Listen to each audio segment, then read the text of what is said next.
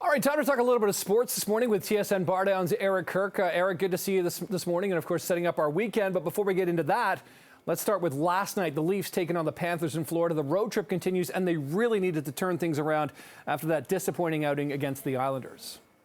Yeah, for sure. Definitely a tough loss against the Islanders, but they rebounded phenomenally against a Florida Panthers team who they're going to be seeing quite a few times down the end of this season. They play them 2 more times. So it's good to get a win against a team that's fighting for a wild card spot, who you can tell every game that they play against this Panthers team, they're going to get a little more desperate every single time down the end of the season. Yeah, definitely. And so that's interesting. I mean, the way they sort of handled them last night, that's got to bode well for Leafs fans to potentially pick up a few points, in the coming final games of the season. Speaking of points, though, Eric, you can't talk about the NHL this season without talking about Connor McDavid. George used to call him McJesus.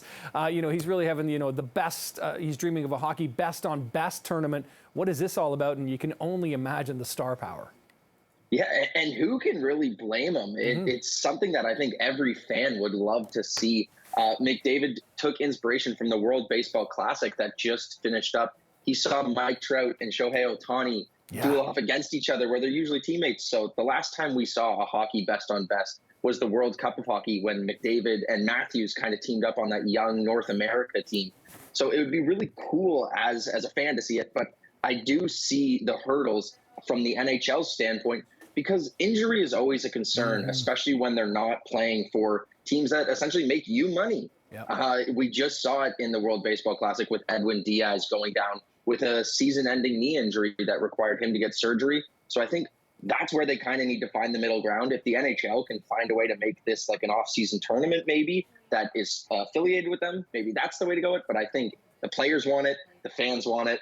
I don't see why you wouldn't explore this route a little further. Yeah, you're right. I mean, and Altuve as well from the Astros gets injured in the World Baseball Classic as well. But you're right. I mean, just seeing the best on the best of the world. I mean, in golf, injuries aren't as a problem, but the President's Cup, for example, Ryder Cup, the excitement level there, it's unmatchable, right, in sports. So this kind of thing would be great. So I guess we'll see if the NHL can figure that out, because you're right, Eric. That would be epic stuff.